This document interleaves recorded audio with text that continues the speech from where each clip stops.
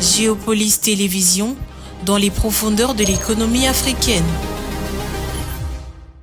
Tout de suite,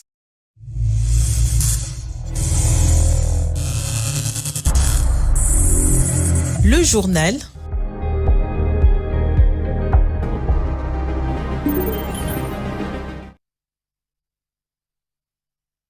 Ce journal vous est présenté par Fonds des promotions de l'industrie. Votre partenaire privilégié pour la réussite de vos projets.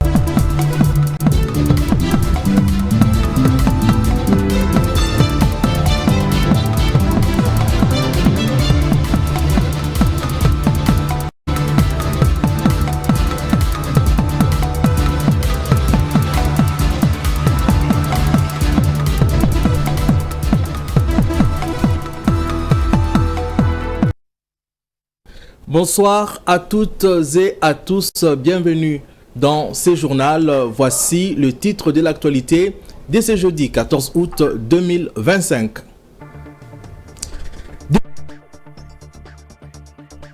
Actif dans l'est de la RDC prise par le département du Trésor américain, Washington veut punir les auteurs de l'exploitation minière illégale.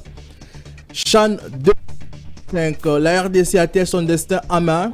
En tout cas, les léopards de la RDC mènent par début à 0 à quelques minutes de la fin de la rencontre contre l'Angola. En international, suite aux aléas climatiques, le Maroc voit sa filière d'exportation d'avocats fragilisée après une campagne exceptionnelle en 2024. Mesdames, Messieurs, encore une fois, bonsoir et bienvenue à cette édition du journal. C'est une action de plus en faveur du processus de paix en République démocratique du Congo. Le département du Trésor américain a pris les sanctions ciblées contre plusieurs groupes armés actifs dans l'est du pays. Objectif, punir les auteurs de l'exploitation minière illégale, notamment dans la région de Rubaya, au Nord Kivu. Patrick Ilunga revient sur le détail. Médiateur dans la crise entre la RDC et le Rwanda pour une paix durable au Congo et dans la région, les États-Unis d'Amérique se montrent déterminés à aller au bout de leur démarche pour le retour de la paix en RDC. La guerre, fondée essentiellement sur des gains économiques, devrait avoir aussi une solution liée à l'économie. Le commerce des minerais de conflit fait payer un lourd tribut aux civils congolais, alimente la corruption et empêche les entreprises respectueuses de la loi d'investir en RDC, a déclaré John Harley, sous-secrétaire au Trésor chargé du terrorisme et du renseignement financier. Le département du Trésor n'hésitera pas à prendre des mesures contre les groupes qui refusent aux États-Unis d'Amérique et à leurs alliés l'accès aux minerais essentiels à notre défense nationale, a-t-il noté. Parmi les groupes ciblés, le Pareco FF, un groupe armé qui a vu le jour en 2022 en réponse à la résurgence du M23 et qui se trouve au cœur de l'écosystème de minerais des conflits. Mais il y a également la coopérative des artisanaux miniers du Congo. Cette coopérative est coupable de vendre illégalement des minerais à Eastrise et Star Dragon, des sociétés basées à Hong Kong qui en retour fournissent de l'aide matérielle, financière, technologique et logistique à la coopérative, alimentant le conflit armé. Tout ceci avec l'aide de certains agents publics et sociétés congolaises corrompues. Le département du Trésor actionne donc le bureau de contrôle des avoirs étrangers OFAC pour bloquer les avoirs de personnes et structures ciblées. Le bureau de contrôle du département d'État note que l'objectif des sanctions est d'apporter un changement positif pour le retour de la paix, mais en cas de récidive, les sanctions économiques peuvent entraîner des poursuites civiles et pénales. Comment faire redescendre la croissance économique jusque dans le foyer congolais? C'est le pari du programme Compact Résilience lancé à Kinshasa par le nouveau gouvernement. Judith Souminois veut aller vite avec des projets concrets dans l'agriculture et les infrastructures.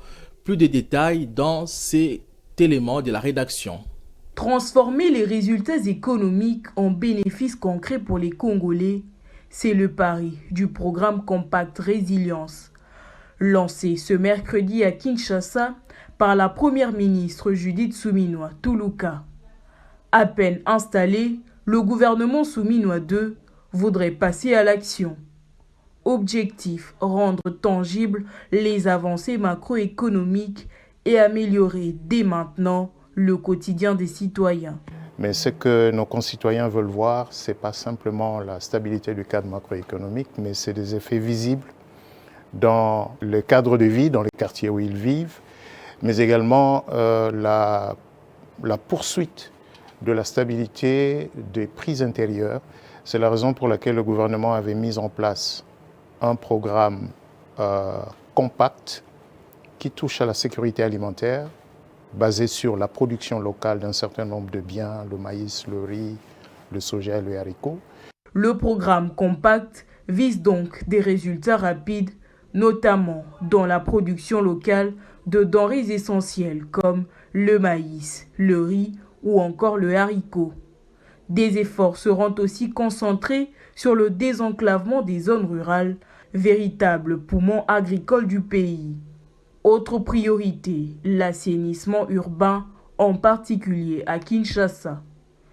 Une urgence selon les autorités pour améliorer l'image de la capitale et répondre à l'appel du président de la République. L'assainissement de la ville de Kinshasa, la capitale du pays, qui aujourd'hui, il faut le reconnaître, est dans un état d'insalubrité qui est injustifiable et au sujet de laquelle il faut que le gouvernement central, avec bien sûr le gouvernement provincial de Kinshasa, mette le paquet pour nettoyer Kinshasa, mais aussi résoudre le problème des embouteillages qui font souffrir les Kinois. Dans les prochains jours, les premières actions du programme Compact Résilience seront lancées sur le terrain. Une nouvelle impulsion censée accélérer la mise en œuvre du programme d'action du gouvernement et restaurer la confiance entre les institutions et les citoyens. Pour entrer en détail sur cet élément que vous venez de suivre, j'ai avec moi sur ces plateaux Monsieur José Junior Owawa, à qui j'ai dit bonsoir. Bonsoir Adam, bonsoir aux téléspectateurs de Géopolis Télévision. Monsieur José Junior Owawa, autant que les téléspectateurs, nous venons de le suivre, le gouvernement veut traduire la stabilité macroéconomique de façon plus concrète en touchant l'assiette du citoyen lambda. C'est une volonté politique exprimée clairement. Ça fait des années que cela quand même a toujours été dit. Est-ce que le gouvernement, à votre avis, a maintenant tout le moyen possible pour traduire cette volonté politique en réalité concrète pour le Congolais? Merci beaucoup pour la question. Bon, généralement, on ne dira pas peut-être que le gouvernement a tous les moyens, mais aujourd'hui, on pourra peut-être dire tout simplement que le gouvernement a une volonté un peu beaucoup plus prononcée dans ces secteurs-là, parce que souvenez-vous, depuis l'époque de Matata Ponyo, l'ancien Premier ministre, on disait toujours la maîtrise du cadre macroéconomique, la maîtrise du cadre macroéconomique, et qui est un contexte, concept économique un peu éloigné de la réalité sociale de la population. Mais cette fois-ci, le gouvernement, l'État central a pu comprendre que finalement, cette réalité, ces concepts-là doivent signifier quelque chose dans les vécus quotidiens de la population. D'où la raison de l'invention, ou soit de la mise en œuvre de ce qu'on appellerait désormais le compact résilience, et qui est un vaste programme qui touche beaucoup de secteurs, principalement l'agriculture. Vous savez qu'avec la production agricole que nous avons, on suppose aujourd'hui que nous sommes très en descente, à moins de 30-20% de la production pour atteindre l'autosuffisance alimentaire du pays. Aujourd'hui, avec les projections du gouvernement, on est en train de travailler pour booster justement la production dans le domaine par exemple le maïs, les riz, le soja, les haricots, et aussi parce que comme ce sont des domaines transversaux, l'agriculture, le développement de l'agriculture aujourd'hui est tributaire justement du développement des infrastructures de base. C'est d'ailleurs pour ça qu'on voit le ministre des Infrastructures sur la vidéo qui avait aussi pris part à ça, le VPM du budget plutôt, Adolphe Muzito, et les autres. Oui, parce que ce sont des domaines traversaux, donc ça nécessite une collégialité dans l'action gouvernementale, parce que le pays a besoin de tous ces éléments, d'où la nécessité justement de mettre tout autour d'une table. Donc il y a cette volonté affirmée de l'État congolais qui veut tout simplement, parce que souvenez-vous que Dans ce pays, la RDC fait en termes d'importation annuelle, nous sommes autour de 3 milliards de dollars américains, retenez les chiffres, 3 milliards de dollars américains, rien qu'en important les produits agroalimentaires à travers le monde. Et donc, le pays est souvent victime de fluctuations de l'environnement international, qui fait que si vous avez tout ce produit international, il y a toujours des difficultés de pouvoir maîtriser les prix au niveau local, parce que vous avez vu par exemple l'exemple il n'y a pas longtemps ici, la crise en Ukraine qui a eu des conséquences sur le prix des produits de consommation en RDC, parce que le pays ne produit pas assez et que tout ce que nous consommons, la plupart des cas, par exemple le riz, le maïs en termes de sémoule, tout ce que vous avez sur le marché quinoa, c'est principalement, ça vient de l'extérieur du pays. Donc c'est dans ce sens-là qu'il faudra peut-être comprendre cette volonté du gouvernement de pouvoir travailler pour que finalement nous puissions atteindre cette situation de taux alimentaire, pour voir comment est-ce que les choses doivent marcher. Et je vous rappelle également, peut-être que je pourrais terminer par là, je vous rappelle également que la RDC qui dispose d'autour de 80 millions d'hectares de terres arables n'exploite que les 10% de ces terres arables, alors que ce potentiel-là pouvait permettre à ce que le pays puisse aller de l'avant. D'où d'ailleurs les ambitions du ministre de l'Agriculture qu'on voit sur les images, Moïndo Zangui, qui disait vouloir de l'agriculture agressive, un peu. Mais la crainte, par exemple, avec les infrastructures, on a vu récemment le gouvernement lancer plusieurs chantiers dans le pays, et notamment à Kinshasa. Mais souvent, comme le cas de Métro-Kin ou la route nationale Kisangani, la route nationale numéro 1, on voit les projets commencer, et puis avec les changements de ministre, le projet s'arrête. Cela ne peut pas, comme le disent le Kinan, handicaper ces projets, ces programmes Compact Résilience, d'autant plus que c'est lui qui s'occupait des infrastructures est parti et on a un nouveau. C'est justement, c'est un peu politique, c'est ce qui amène dans tout le pays du monde. Parce qu'aujourd'hui, vous voyez, vous avez un semblant de stabilité dans certains domaines de la vie nationale, parce qu'il y a une certaine stabilité en termes de gestion.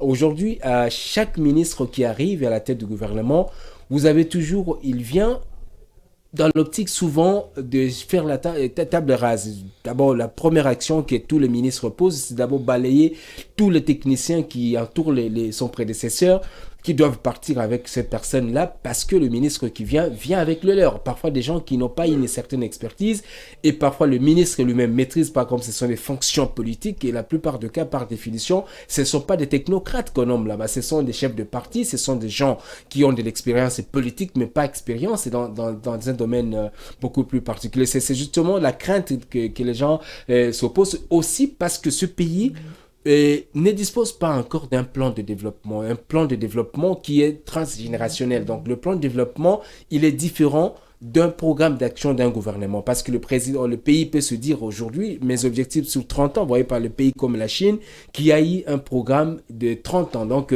depuis un programme de développement axé jusqu'à 30 ans. Jusqu'à 30 ans, tout n'importe quel gouvernement qui arrive en Chine, ce gouvernement vient matérialiser justement les budgets avec certains ajustements, bien sûr. Mais ce gouvernement vient matérialiser un programme qui a été déjà ficelé bien avant, avec un objectif, avec des projets objectivement vérifiables. Donc avec des projections comme ça que le pays manque aujourd'hui.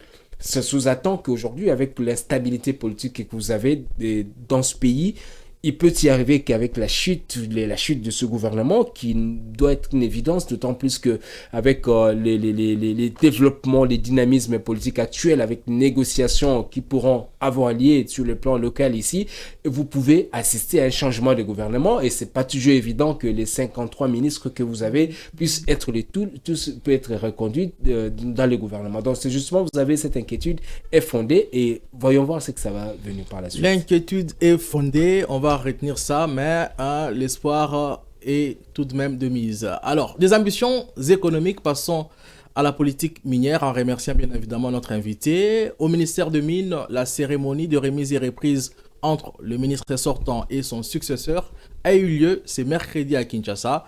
Louis Atum Kabamba prend officiellement ses fonctions sous l'œil du secrétaire général du gouvernement. C'est un reportage extérieur.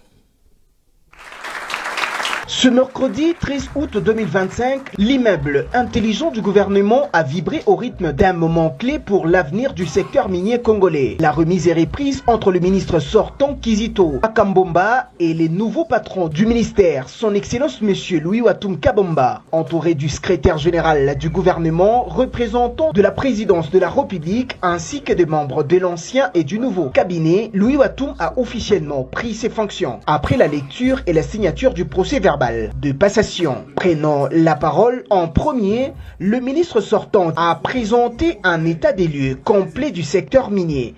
Aujourd'hui, Excellence, je vous transmets le flambeau avec la conviction que votre expérience, votre engagement et votre vision permettront de consolider les acquis et d'ouvrir de nouvelles perspectives pour notre secteur. Dans son adresse, Louis Watum Kabomba a exprimé sa profonde reconnaissance au chef de l'État Félix-Antoine Tshisekedi Tshilombo pour la confiance renouvelée dans les gouvernements dirigés par la Première ministre Judith Suminwa Tuluka. Il a salué les travaux accomplis par son prédécesseur et promis de renforcer les acquis afin de moderniser la gouvernance minière, attirer davantage d'investissements et maximiser les retombées économiques pour les populations congolaises. Là, je continuerai sur votre lancée. Sur tout ce que vous avez pu imprégner à cette industrie qui est porteuse d'espoir pour toute une nation, finalement, et qui doit pouvoir servir de fondement pour un développement durable, une diversification de notre économie à terme. Pour peu que la gouvernance que vous avez commencé à imprégner dans ce secteur et la bonne gestion et la capacité institutionnelle puissent être renforcées. Déjà connu comme un acteur clé du secteur minier, fort d'une expérience reconnue, il attend mettre son expertise au service de la République pour faire du sous-sol congolais un moteur durable de croissance et de prospérité nationale. Mon vœu le plus sincère est que nous fassions du bon travail, parce que voyez-vous, les enjeux de la nation et de l'État sont plus grands que nos intérêts personnels à nous tous réunis ici. Et donc mettons l'intérêt du pays avant tout. Travaillons dans la discipline, dans la persévérance, dans l'ordre, avec passion et avec les qualités de nationalisme, d'intégrité, de méritocratie et d'obligation des résultats. Dans la foulée, le nouveau ministre a pris possession de son bureau, symbole concret de son entrée en fonction. Dans un geste empreint de courtoisie et de respect institutionnel, il a ensuite accompagné le ministre sortant, Kizito Pakambomba, pour un dernier au revoir. Selon ainsi une transition harmonieuse et marquée par l'esprit de continuité.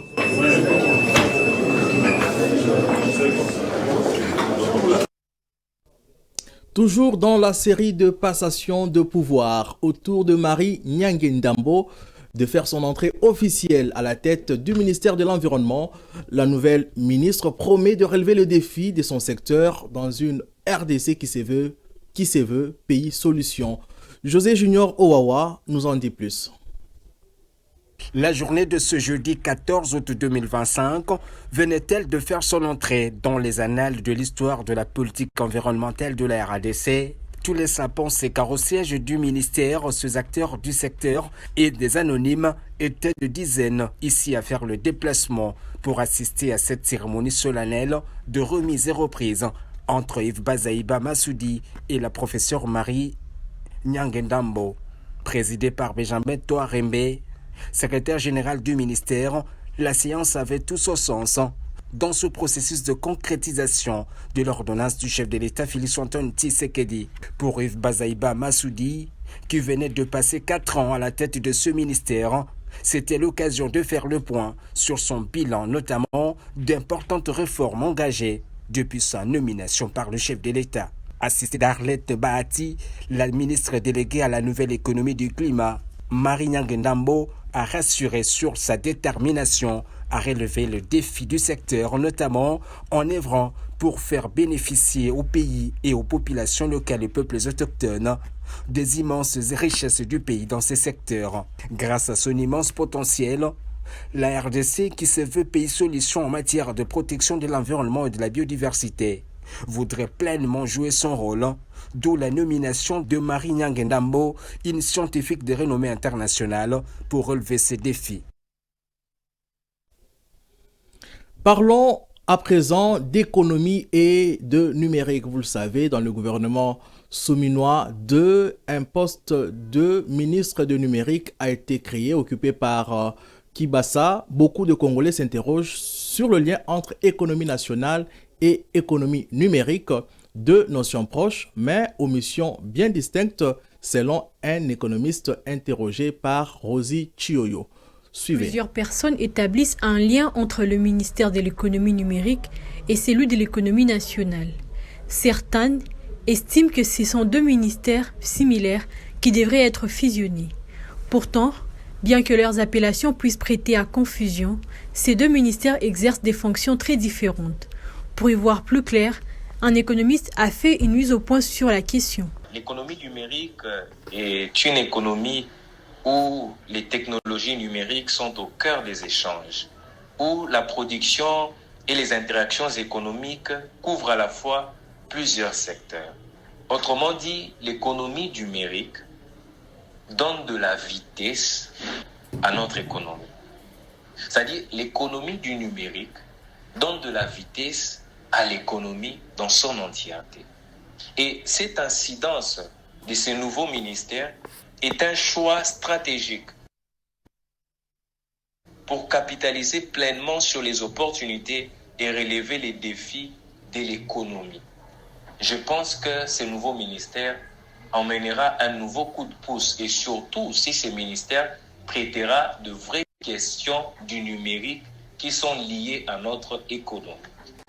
Et moi, par exemple, je parlerai de comment numériser le moyen par lequel nous payerons le taxe. Plusieurs commerçants vont payer le taxe et les impôts à notre pays, à notre économie.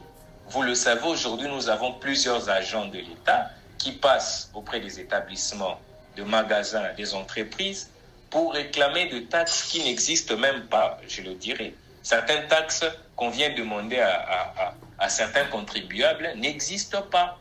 Mais avec les numériques, tout peut passer par les numériques sans qu'il y ait l'intervention d'un être humain ou qu'il y ait l'intervention d'un intermédiaire qui peut mentir, escroquer, un peu dans ce sens-là. Il est important de retenir que le monde est aujourd'hui à l'ère du numérique et que la majorité des transactions économiques se font désormais via des outils numériques. Bien que ces modèles ne soient pas encore totalement appliqués en Afrique, plus particulièrement en République démocratique du Congo, ils tendent à s'imposer progressivement. Économie numérique, passons au projet sur le terrain.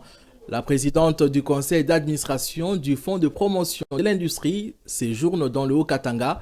Vicky Katumwa Mukalai évalue le projet financé par le FPI dans cette région. Suivons une partie de son périple dans ce reportage. Vicky Katumwa Mukalai, présidente du conseil d'administration du Fonds de promotion de l'industrie, séjourne dans l'espace Katanga depuis ce mardi 12 août 2025. Objet de sa mission, évaluer tous les projets financés par le FPI. À la tête d'une délégation constituée de quelques directeurs et analystes, la PCA a présidé une réunion de service au siège de la direction provinciale du FPI à Lubumbashi. Elle a expliqué aux agents et cadres du Haut-Katanga les termes des références et les buts de sa visite. Il s'en est suivi un échange convivial au cours duquel quelques préoccupations relatives à la bonne marche du FPI ont été passées en revue. Parmi les questions abordées lors de l'entretien entre la PCA et le personnel, il y a celle liée à l'intégration de la taxe de promotion de l'industrie dans le compte unique du Trésor selon une proposition du gouvernement de la République. Cette question menace l'avenir du FPI qui risque d'être vidé de sa substance. La PCA s'est montrée très attentive à ces sujets. En dehors de sa casquette de PCA du FPI, Vicky Katumwa est aussi parlementaire depuis plus de 20 ans. C'est à ce double titre qu'elle a promis aux agents son implication en vue d'une issue heureuse en faveur de l'entreprise.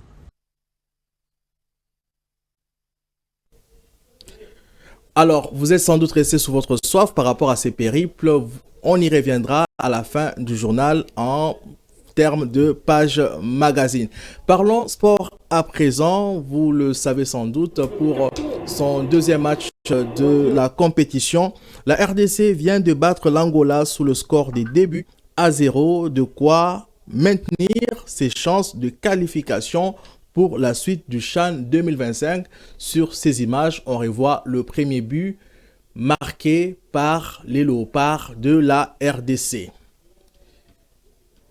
Bien évidemment, le match RDC-Angola, comme on vient de le suivre, a pris fin. La veille, le gouvernement congolais avait motivé les Léopards avec une prime spéciale et d'autres surprises en cas de victoire ont été promises. Blaise Kuzola a le détail dans ce journal.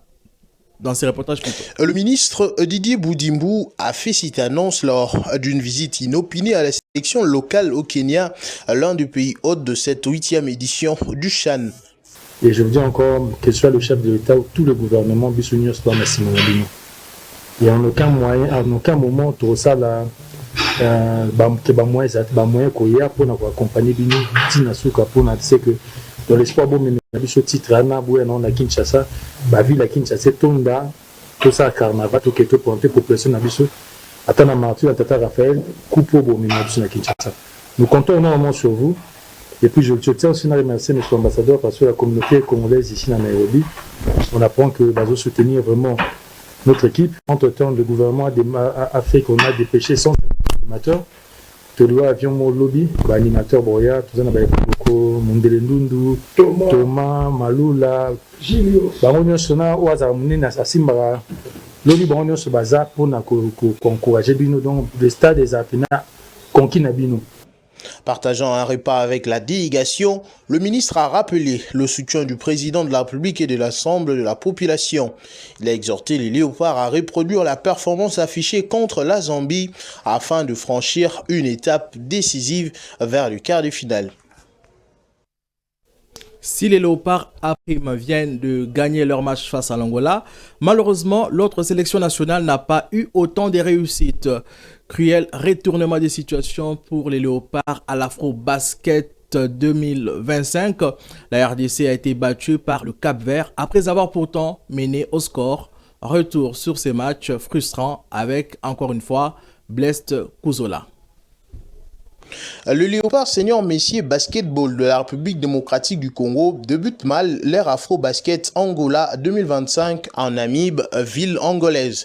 Ce mercredi 13 août 2025, le fauve congolais n'ont pas réussi à vaincre le requin bleu du Cap-Vert 66-75 dans leur quête du titre. Les Léopards ont eu du mal à démarrer leur campagne en Angola malgré leurs ambitions de podium.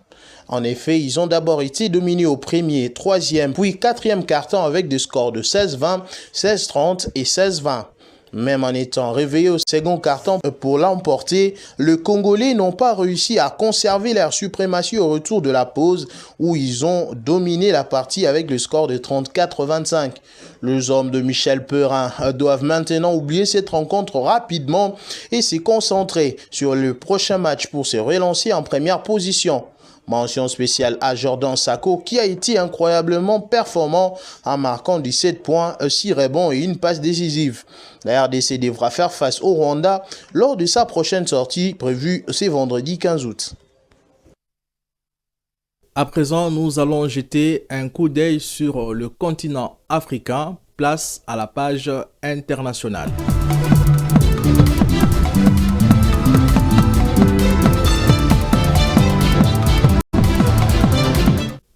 Je vous le disais au sommaire, le Maroc, acteur majeur dans l'exportation d'avocats en Afrique, voit sa filière fragilisée par les aléas climatiques après pourtant une campagne exceptionnelle en 2024. Suivez ces reportages. Le Maroc table désormais sur une récolte de 80 000 tonnes d'avocats pour le compte de la campagne 2025-2026. Le stock annoncé traduit une baisse de 40 à 50% par rapport aux prévisions initiales qui se situaient entre 140 et 160 000 tonnes. Cette nouvelle projection, si elle se confirme, signerait aussi une contraction de près de 30% par rapport à la production record de 115 000 tonnes enregistrée au cours de la campagne précédente. suffisante. Dans ces contextes, des doutes persistent sur la capacité de la filière à maintenir sa production au-dessus de 80 000 tonnes prévues, d'autant plus que le mois d'octobre, marqué par des tempêtes et vents violents sur la côte atlantique, constitue une menace supplémentaire pour le verger. Alors que près de 90% de la production marocaine d'avocats est destinée à l'exportation, la baisse de l'offre qui se profile devrait également se traduire par une réduction significative de volume exportable. Si pour l'heure aucune projection n'a encore été formulée sur ces segments d'activité, la mauvaise santé de la filière marocaine pourrait rebattre à nouveau les cartes dans la hiérarchie des exportateurs africains du fruit. À l'issue de la campagne 2024-2025, le royaume chérifien est devenu le second exportateur du continent derrière le Kenya mais devant l'Afrique du Sud avec 100 000 tonnes expédiées vers les marchés internationaux. Il faut noter que la filière sud-africaine, qui n'a encore jamais franchi la barre de 100 000 tonnes, a exporté 82 784 tonnes d'avocats en 2024, signant ainsi une 4e année consécutive de hausse de ses expéditions. Et toujours dans le secteur agricole du Maroc, rendons-nous au Ghana où ce pays importe chaque année plus de 2 milliards de dollars d'huile de palme faute de production locale suffisante, une dépendance coûteuse pour le pays. Encore une fois, pour le commentaire, retrouvez Blest Kouzola.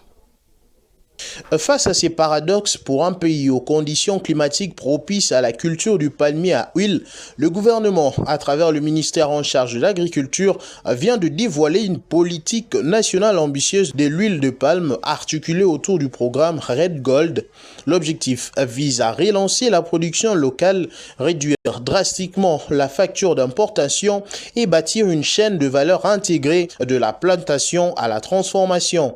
Dans les détails, ce plan prévoit 1,5 million de plants de palmiers à huile à distribuer aux agriculteurs, l'encouragement de plantations industrielles et artisanales, des incitations fiscales et financières pour moderniser les capacités de transformation et les déploiements de contrôles à l'importation dès juillet 2025, obligeant les opérateurs à obtenir un permis préalable.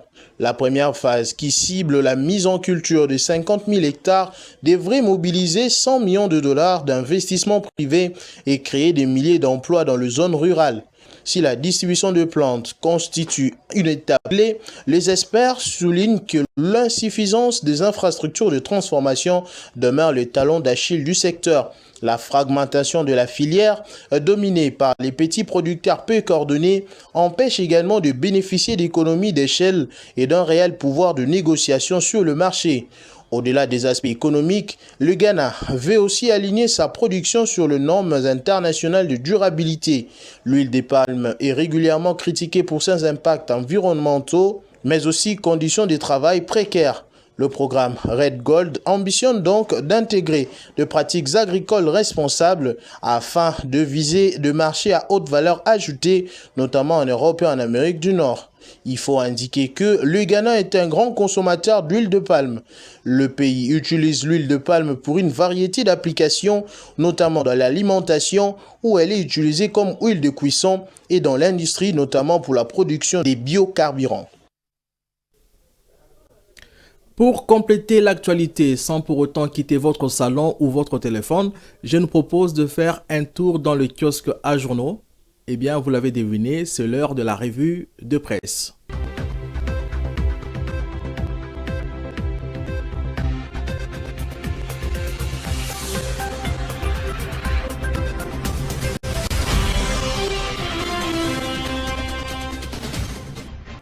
Bonsoir.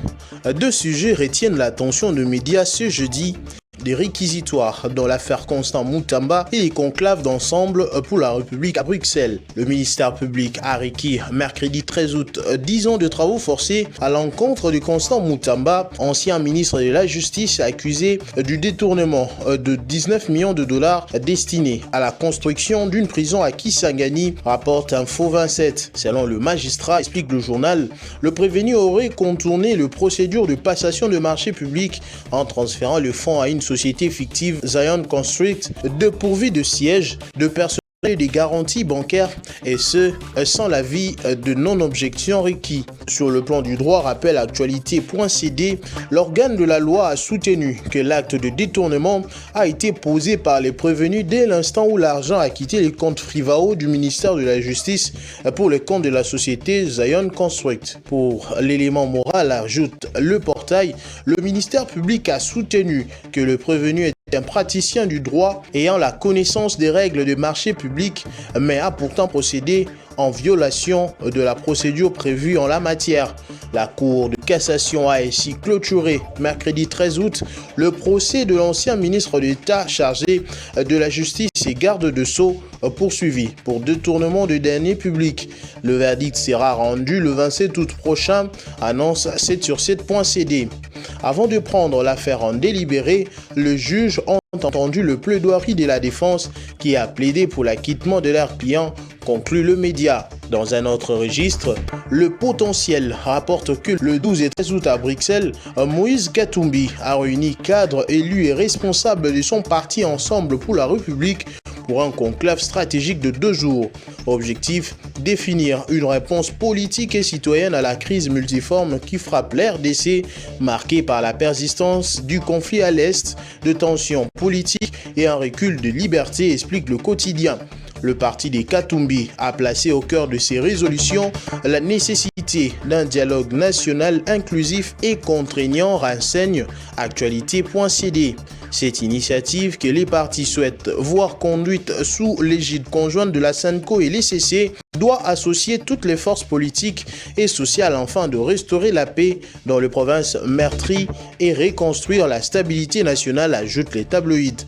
À des milliers de kilomètres de Kinshasa, commente Info 27, Moïse Katumbi se pose en vigile de la Constitution, multipliant le mise en garde contre toute prolongation du mandat présidentiel. Mais pour le tabloïd, le leader d'Ensemble pour la République illustre une opposition encore en panne, plus soucieuse de ses calculs politiques qu'est de la défense effective de la République et de ses institutions. Fin de cette revue de presse, merci de nous avoir suivis. Avant de vous laisser suivre en intégralité, comme promis, le périple de la présidente du conseil d'administration du Fonds de promotion de l'industrie FPI, qui va boucler de façon exceptionnelle notre édition du journal, je vous rappelle avant tout le titre. Des nouvelles sanctions ciblées contre plusieurs groupes armés actifs dans l'Est prises par les départements du Trésor américain. Washington veut punir les auteurs de l'exploitation minière illégale au Congo-Kinshasa. Chan 2025, vous venez de les suivre. La RDC a battu par début à 0 l'Angola.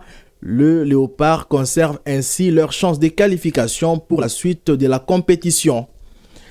En international, le Maroc, suite aux aléas climatiques, le pays voit sa filière d'exportation d'avocats fragilisée après pourtant une campagne exceptionnelle en 2024.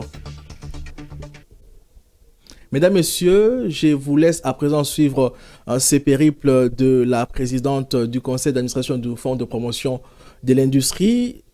Vicky Katoumoa séjourne dans le Haut-Katanga pour évaluer le projet financé par le FPI dans cette partie de la RDC. Son périple en intégralité, c'est dans cet élément. Vicky Katoumoa Mukalai, présidente du conseil d'administration du Fonds de promotion de l'industrie, séjourne dans l'espace Katanga depuis ce mardi 12 août 2025. Objet de sa mission, évaluer tous les projets financés par le FPI. À la tête d'une délégation constituée de quelques directeurs et analystes, la PCA a présidé une réunion de service au siège de la direction provinciale du FPI à Lubumbashi. Elle a expliqué aux agents et cadres du Haut-Katanga les termes de référence et les buts de sa visite. Il s'en est suivi Un échange convivial au cours duquel quelques préoccupations relatives à la bonne marche du FPI ont été passées en revue. Parmi les questions abordées lors de l'entretien entre la PCA et le personnel, il y a celle liée à l'intégration de la taxe de promotion de l'industrie dans le compte unique du Trésor selon une proposition du gouvernement de la République. Cette question menace l'avenir du FPI qui risque d'être vidé de sa substance. La PCA s'est montrée très attentive à ces sujets. En dehors de sa casquette de PCA du FPI, Vicky Katumwa est aussi parlementaire depuis plus de 20 ans. C'est à ce double titre qu'elle a promis aux agents son implication en vue d'une issue heureuse en faveur de l'entreprise. Un sentiment de fierté et de satisfaction pour le financement du projet MES. C'est ce mercredi à Lubumbashi que Madame la PCA a effectué une descente dans les installations du groupe Mining Engineering Service, MES, qui a bénéficié d'un important financement du FPI. Il faut noter que cet investissement compte plusieurs activités industrielles dont la fabrication des câbles électriques, des câbles Internet à travers sa filiale Congo Câble, des tôles, des tuyaux en plastique, des barres de fer et autres matériaux de construction de qualité. La délégation du FPI a ensuite visité et évalué Rainbow, une autre filiale de MES spécialisée dans la production du savon, des détergents et autres produits sanitaires. Les matériaux que la République démocratique du Congo importait de l'étranger hier sont aujourd'hui sollicités par certains pays limitrophes. MES, un investissement rassurant. À l'issue de la ronde de MES, Vicky Katumwa Mukalai a exprimé sa satisfaction en ces termes. Le FPI est fier d'avoir financé ce projet. Ce groupe crée des chaînes de valeur, donne des emplois aux Congolais et contribue aujourd'hui à la viabilité économique de la région. C'est un sentiment de satisfaction. Je ne crois pas être contredite ici par l'équipe qui m'accompagne. Là, nous sommes en train de visiter les installations du groupe MS, qui fait quand même l'honneur de ce grand pays dans le secteur de l'industrie. C'est un groupe que le FPI a pu financer. Sur demande de tous les ministres qui se sont succédés lorsque nous avons été nommés au conseil d'administration en 2023. Jusqu'aujourd'hui, c'est un groupe qui nous donne une grande satisfaction et qui nous pousse même à continuer de plus en plus à se faire. Bien sûr, c'est pour cela que nous sommes là, parce qu'il y a une nouvelle usine qui va naître, la fabrication du savon, avec le matériel Made in Congo, donc de l'huile qui sera achetée et vendue ici au Congo. Et donc ça va donner de l'emploi à ceux-là qui travaillent ces huiles et ça va donner de l'emploi à une multitude de Congolais. Donc c'est pour nous une grande satisfaction d'être là et de visiter d'abord l'acquisition propre, l'autofinancement du promoteur et en retour le FPI va donner aussi ça. À ce que je sache, le rapport à notre attention au niveau du conseil d'administration, c'est que c'est un groupe qui est fiable, c'est un groupe crédible. En termes de remboursement, c'est un groupe qui rembourse même avant les échéances. Et donc, ça nous pousse à continuer à les soutenir avec les moyens que le gouvernement a mis. Concernant le remboursement des crédits, Vicky Katumwa n'affiche aucune inquiétude. Bien au contraire, elle est sereine, car le promoteur du projet paye ses créances avant même les échéances fixées par le FPI.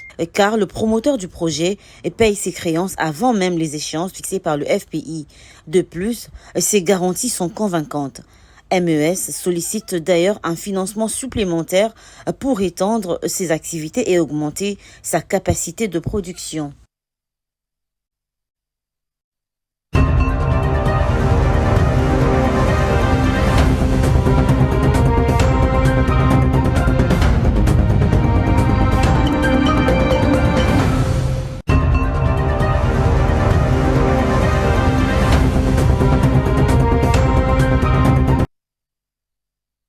Ce journal vous a été présenté par Fonds des promotions de l'industrie.